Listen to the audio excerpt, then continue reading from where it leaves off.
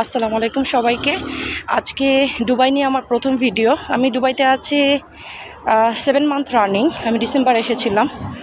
আসলে দুবাই তো অনেক সুন্দর জায়গা।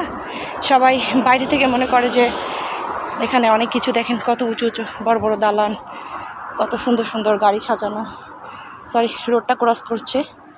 এখানে একটা জিনিস সুবিধা, আপনি যখন রোড ক্রস করবেন, আমাদের দেশের মতো না, অবশ্যই এদের সিস্টেম আসলে বেঁধে ফেলছে এদেরকে। যখন আপনি রোড ক্রস করবেন তখন গাড়ি আপনাকে দেখে দাঁড়িয়ে যাবে, আপনার দাঁড়াতে হবে না। তবে হ্যাঁ, কিছু কিছু জায়গায় সিগন্যাল আছে, ওখানে আপনাকে অবশ্যই ফলো করতে হবে। সিগন্যাল যদি এবার ভালো মতো ফলো না করেন সেক্ষেত্রে আবার ফাইন এসে যাবে। আসলে চলতে চলতেই ভিডিওটা করা, হঠাৎ মনে হলো দুবাইকে নিয়ে একটু ভিডিও বানাই। অবশ্য বড় বড় ইউটিউবাররা আছে, তারা তো বানাচ্ছে। ওখানে দেখেন ওই যে ভাইরা লাইন ধরে দাঁড়িয়ে আছে, দেখতে পাচ্ছেন? এখানে আমাদের অনেক বাঙালি ভাইরাও আছে যারা কনস্ট্রাকশনের কাজ করছেন। অনেকে ডিরেক্ট কোম্পানি ভিসা আসে, আবার অনেকে এসে বিপদে পড়েও করে আসলে। কিন্তু সমস্যা হচ্ছে যে যারা পূর্ব থেকে মানিয়ে নিয়েছে না, শরীরটাকে রোবট বানায় ফেলছে, তাদের জন্য কোনো সমস্যা না। কিন্তু নতুন যারা ভাবছেন এসে কনস্ট্রাকশনে কাজ করবেন, যারা সুস্থ সবল আছেন, তারাই সাহসটুকু করবেন। বাট এখানে যে পরিমাণে গরমটা তো আপনারা সবাই জানেন, যখন 50 ডিগ্রি পর্যন্ত গরম পড়ে তখন আসলে কনস্ট্রাকশনে কাজ করা অনেক কঠিন হয়ে দাঁড়ায়। সবাইকে আমি একরকম বলবো না, সবাইকে তো আল্লাহ একভাবে তৈরি করেননি। আর একটা বিষয় হচ্ছে, দেখেন পার্কিংয়ে কতগুলো গাড়ি দাঁড়ানো, এই যে উঁচু উঁচু দালান।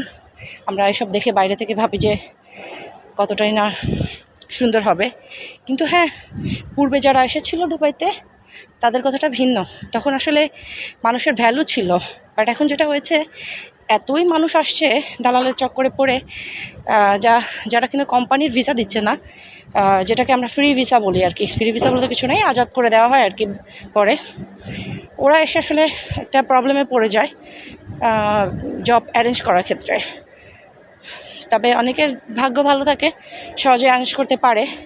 কিন্তু যতই বলেন না কেন, আপনি যতই স্মার্ট থাকেন না কেন, সাপোর্ট ছাড়া একটা জায়গা খুঁজে নেওয়া আসলে অনেক কঠিন। আমি যাচ্ছি আমার টিউশনের জন্য। এই বিল্ডিংটাতে আমি পড়াই, টাইগার বিল্ডিং, ওটাতে পড়ানোর জন্য যাচ্ছি। তো যাওয়ার সময় ভাবলাম যে আপনাদের জন্য ছোট্ট একটা ভিডিও করি, কিছু ইনফরমেশন দিই। জানি না আমার ভিডিওটা আপনার জন্য কতটা হেল্পফুল হবে, চেষ্টা করতেছি আর কি কিছু ইনফরমেশন দেওয়ার জন্য। ঠিক আছে, আজকে এটুকুই। দেখা হবে নতুন পর্বে। আল্লাহ হাফিজ।